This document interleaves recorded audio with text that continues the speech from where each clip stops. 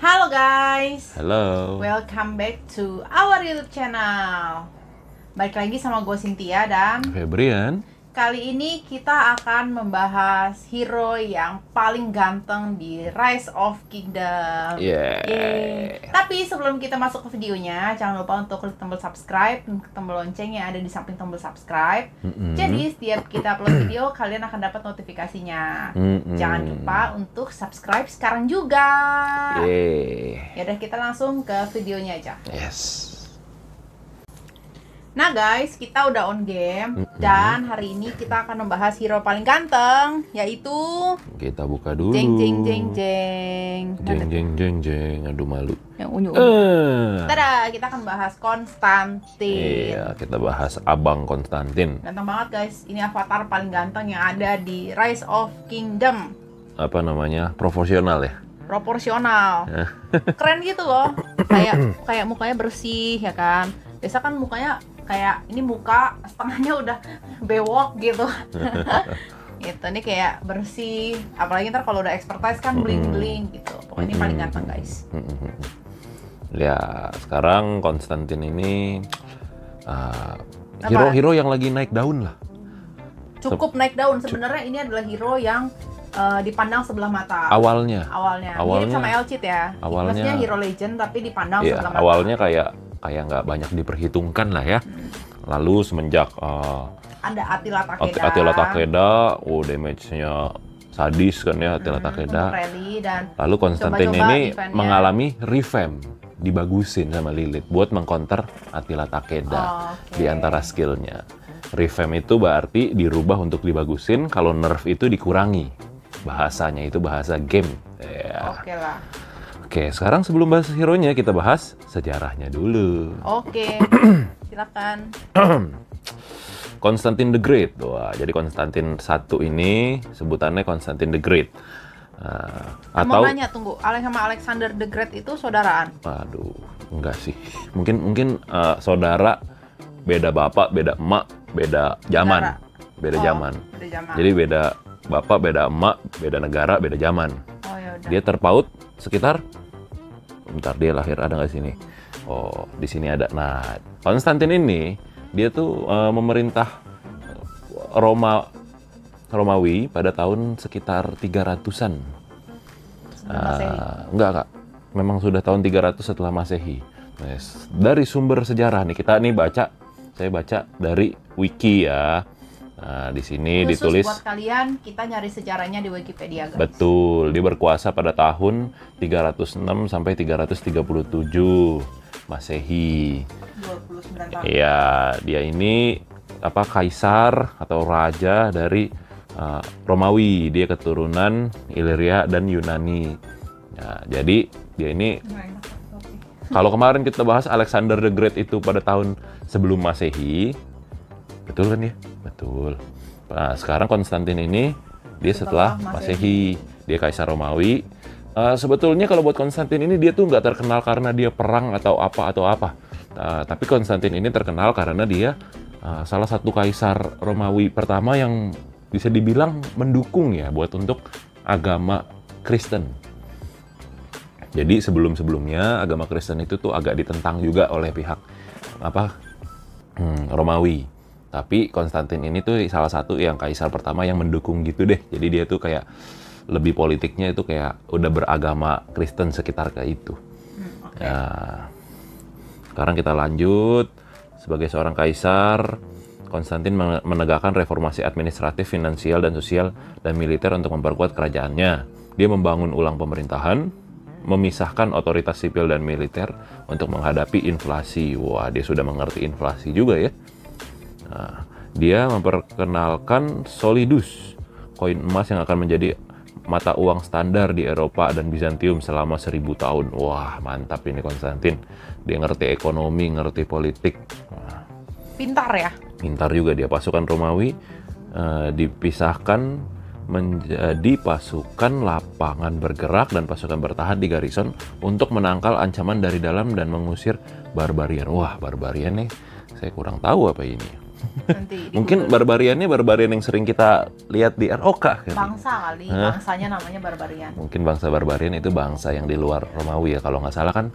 Coba Orang Romawi itu tuh zaman dulu tuh menganggap yang di luar dari kekaisaran mereka itu agak barbar gitu, karena mereka sudah punya peradaban yang lebih tinggi, sudah lebih ngerti ilmu-ilmu ini itu, ekonomi, politik segala macam. Sedangkan pada tahun itu masih berapa 2000 tahun yang lalu kurang lebih ya, itu sekitar zaman Romawi berkuasa, itu bangsa-bangsa lain banyak yang masih hidupnya tuh kayak pindah-pindah, masih nomaden, berburu gitu.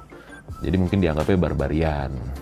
Tim barbar Itulah. gitu ya. Iya, jadi sejarahnya buat Konstantin ini dia tuh terkenal karena dia sudah ngerti politik, terus dia juga salah satu kaisar yang mendukung penyebaran agama Kristen dan di kekaisarannya, kayak begitu kurang lebih guys ya untuk sejarahnya. Oke. Oke, sekarang sudah kita bahas sejarahnya selesai, kita ke skillnya. Pertama, Konstantin ini kita lihat dia adalah hero yang fokus di infanteri, garrison, dan support. Oke, kita lihat ya dari skillnya dulu. Yang pertama, Edict of Milan. Nah, itu kan dia lambangnya aja udah salib-salib. Ini memang kental sekali untuk agama Kristennya gitu. Ya kan? Udah salib skill satunya tuh. Selama 5 detik mengurangi attack target sebesar 40% dan meningkatkan damage reduksi pasukan komandan ini dan mengurangi attack target sebesar 20% dan meningkatkan reduksi damage pasukan dari komandan pasukan ini dan pasukan sekutu sebesar 10%. Kita ngomong bahasanya kalau sudah mentok skillnya, iya. Jadi dia tuh ngurangin attack musuh, terus damage yang diterima dikurangi lagi sebesar 10%. Oke, berarti ini udah fokus banget buat tanky ya, buat tebel. Oke, bagus skillnya. Skill kedua, bonus HP infanteri 40%. Nah, ini udah maknyus ini. Pokoknya buat infanteri HP 40% itu tuh tebel banget itu tuh. Gila ya. HP itu health ya? Health ya, betul. Berarti HP infanteri kalau ada Konstantin, naiknya banyak. Udah infanteri tebel. Iya. Makin tebel kayak Richard ya. Betul. Nah, terus ini yang ketiga. Skill tiganya, impassive. Meningkatkan serangan garrison sebesar 10% dan serangan menara pengawas sebesar 10% saat komandan ini bertindak sebagai komandan garrison. Mengurangi damage serangan normal yang datang dari unit kavaleri sebesar 10%. Nah, ini guys, ini yang tadi gue sebut bahasanya itu, ini hero udah di revamp, udah dibagusin.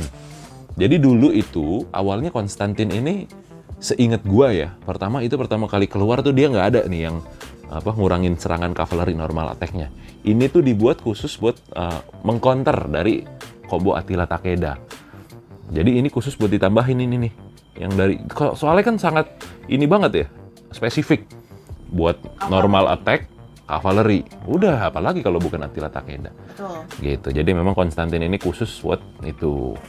Jadi kalau lagi defend bangunan juga kan itu maksudnya garrison itu bukan selalu garrison jaga rumah, jaga bangunan juga namanya garrison. Iya. Nah, itu biasanya untuk counter Attila Takeda rally itu dipakainya Charles Martel sama Konstantin. Iya, itu udah oke lah.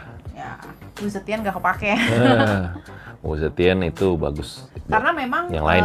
Di game ini kan memang kavaleri counternya infanteri. Iya. Nah, dan pasti kan maksudnya orang kan nge-build satu hero sampai expertise itu kan investasinya besar. Betul. Makanya di sini kan ada rally-nya apa, counternya apa kayak gitu. Pasti game ini tuh selalu pasti dikeluarin counternya kok. Waktu itu kan Attila Takeda pertama kali keluar kan udah kayak nggak ada yang bisa nahan ya.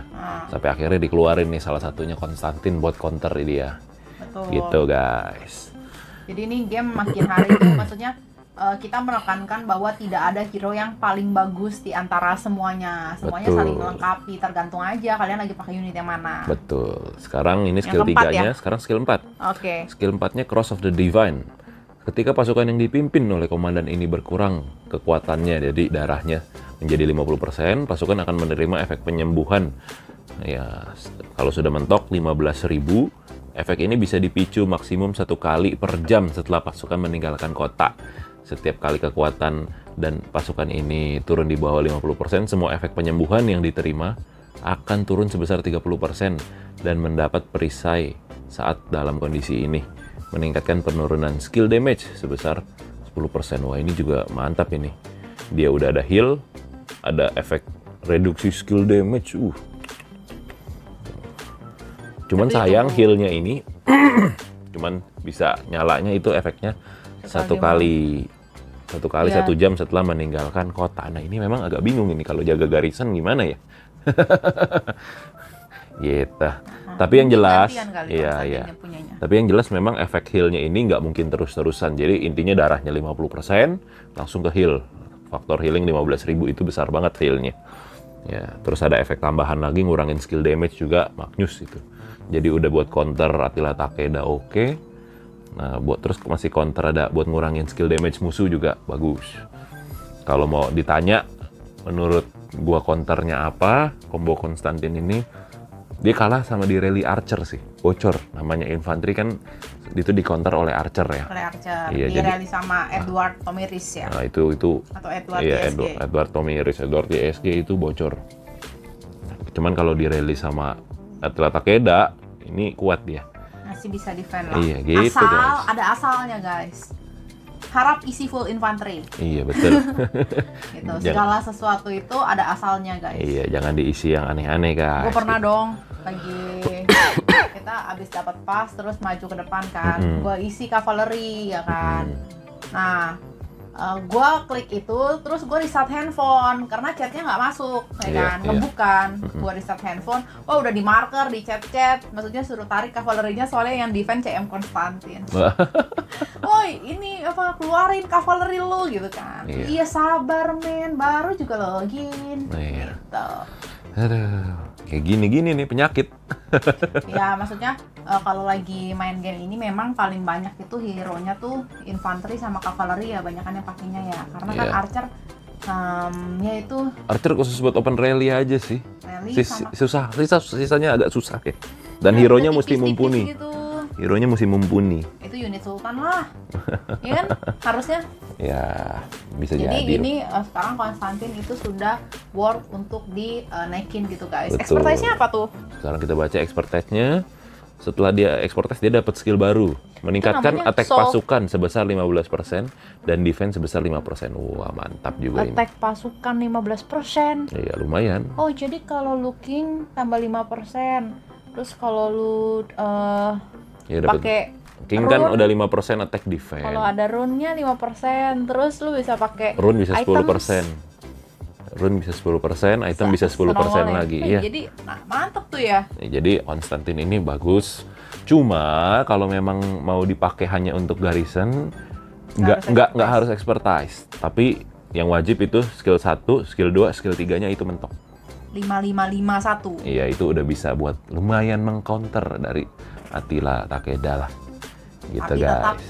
alangkah lebih baik kalau expertise. Oh, itu paling mantap tetap kalau udah Tapi ini nih bling-bling kacing-kacing. expertise-nya tuh namanya Sol Augustus.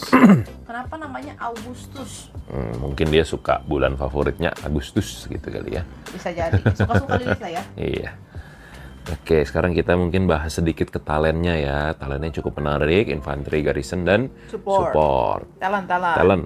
Kalau menurut gua, Konstantin ini nih hero yang khusus untuk garrison.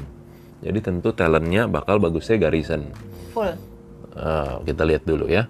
Yang wajib pertama tapi di bagian support ini dia harus naik ke rejuvenate. Ingat support itu tuh bagus talentnya kalau ada di rejuvenate. Rejuvenate ini tuh setiap dia menggunakan skill dia nambahin rage-nya cepet. Jadi cepat Gitu, nge-skill lagi guys. gitu guys. Iya, kita mungkin baca dikit ya. Ya, meningkatkan efek penyembuhan ketika mendapat heal, mengurangi skill damage. Nah, oke. Mungkin itu aja sih. Iya. Kalau menurut gua support di sini talent support ambil ke rejuvenate, dibentokin. Lalu abis itu ke garrison. Garrison kalau gua sih ya, kalau gua nggak mau ribet. Ada orang yang garrison sampai dirubah-rubah ini itu segala macem. Kalau gua sih, gua paling garrison gua mentokin aja dulu lah untuk standarnya. Jadi rejuvenate dimentokin, habis itu ke garrison aja dipenuhin. Gitu sih kalau gua ya. Kalau ada juga memang beberapa orang yang ini bisa juga nih, misalkan Garrison dipilih-pilih. Nah, misalkan dipakainya diambilnya yang ini. Soalnya kan Garrison tuh beda-beda tuh. Nah, Kingsguard. ya, yang ini meningkatkan serangan pertahanan. Garrison saat komandan ini bertugas menjadi komandan. Tidak ada efek saat menjadi Garrison kota. Nah, beda lagi di sini.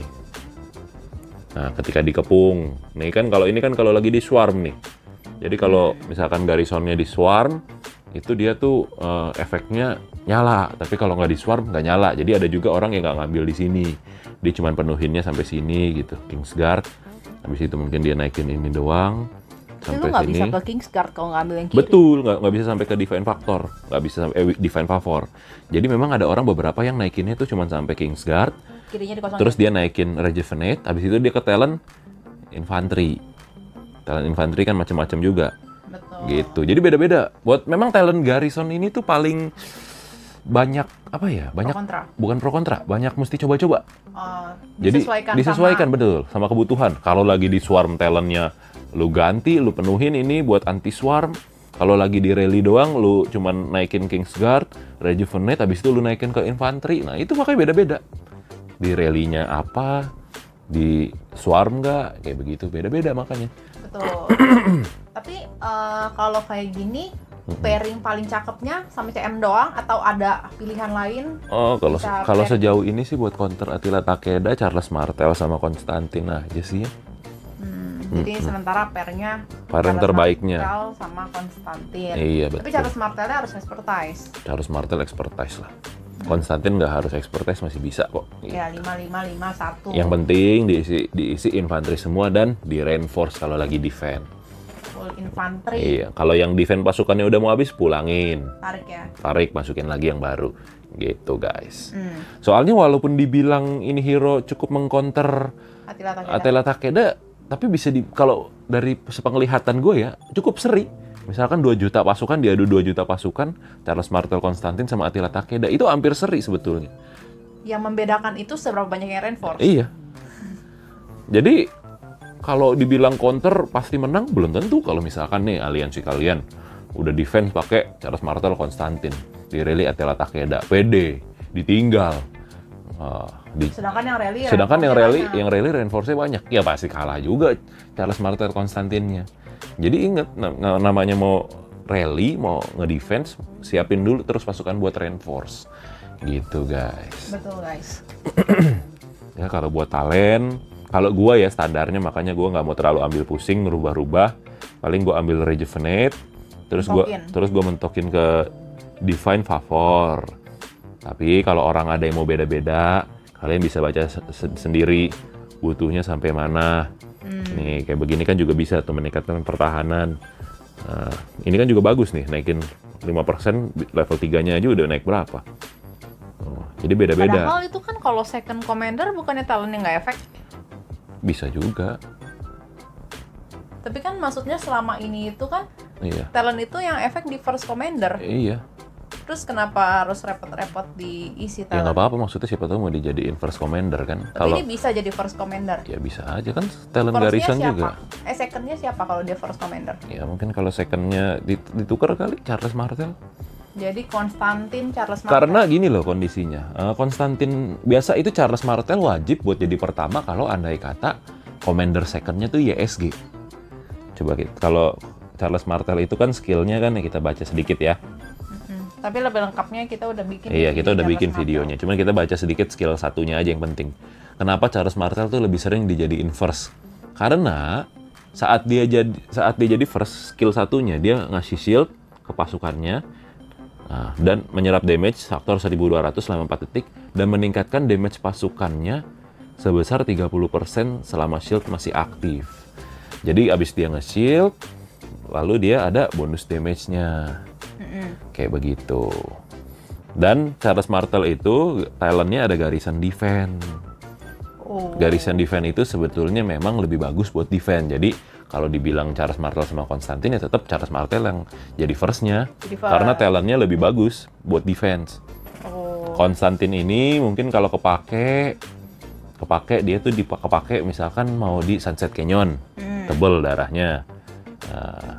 Terus bisa Kalau first-nya ini tadi second-nya siapa? kalau first-nya CM dia, selain CM. waduh, itu masih saya terserah. Oh, Kalau buat di disesuaikan Sunset sama Canyon mah, kalian butuhnya aja pakai apa? Yang penting infanteri. Oke, Mau oke. ditemenin sama masukin Sun Tzu juga jadi lah. Bisa. Iya. Kalau gua ngeliatin sih ya di Sunset Canyon ya, Konstantin bisa macem-macem kok pairingnya. Bisa ditemenin sama Joan. Biar nge-match-nya Iya. Makanya macem-macem. Tapi kalau memang mau dijadiin bukan dia first commander buat Garrison, ya berarti bagusnya ke Rejuvenate, lalu masukin ke Elite Soldier sampai mentok. Talent infanterinya dimentokin. Garrisonnya kalau misalkan kalian nggak mau pakai buat Garrison, ya udah. Garrisonnya kosongin, Rejuvenate, habis itu mentokin talent infanterinya. Kelar. Kalau itu mau dijadiin buat Sunset Canyon ya, Sunset Canyon ataupun buat event aja baku gitu. hantam mau 5 lawan 5, oh itu pasti Konstantin bisa kok jadi tebel lah buat jadi TB Terus infanteri. pertanyaannya adalah, lu lagi naikin hero apa? Terus kapan mau naikin hero Konstantin? Konstantin itu, untuk sekarang sih sebenarnya masih belum ada rencana sih naikin Konstantin. Yang penting punya dulu ya. Yang penting unlock dulu aja. Kita low spender begini kan ya, nggak realistis lah kalau mau mentokin semua hero. Betul. Kalau ditanya mau pengen naikin ya pengen. Siapa yang nggak pengen? Iya, siapa yang nggak pengen kalau bisa mentok semua skillnya. Gitu Oke, guys. Ya, dan jadi kita itu kita tim nebeng guys. Mm-mm. Nah, jadi yang para warlord ya kan, yang suka yang udah punya kita Bagi tim tugas lah itulah. isi bangunan dengan infanteri. Soalnya waktu itu kita kan nggak naikin Konstantin juga karena kita nggak ikut MGE-nya waktu itu. Ya, kita pakai karting kalau nggak salah. Iya, Gua karting sih. Iya sama, karena Konstantin pertama waktu itu juga kita kan jujur males ikut MGE ya, capek. Terus Capek. waktu itu Konstantin kan masih Belum bagus, belum sebagus sekarang. Jadi kita skip waktu itu. Ya, terus ya nggak dapat patungnya, ya udahlah, nggak usah dinaikin dulu. Betul. Jadi kita ambilnya Gitu. dari karting. Iya, Itu sih. gitu Oke, guys. udah ya. Oh, iya. Nah guys, sekian untuk update hero paling ganteng di ROK. Ya. Nah, berikutnya kita mau bahas hero apa. Kalian kalau punya request bisa tulis di dalam kolom komentar. Dan sekian untuk video kali ini. Jangan lupa untuk like, comment, share, dan subscribe. Dan sampai jumpa di video lainnya. Dah. Dadah.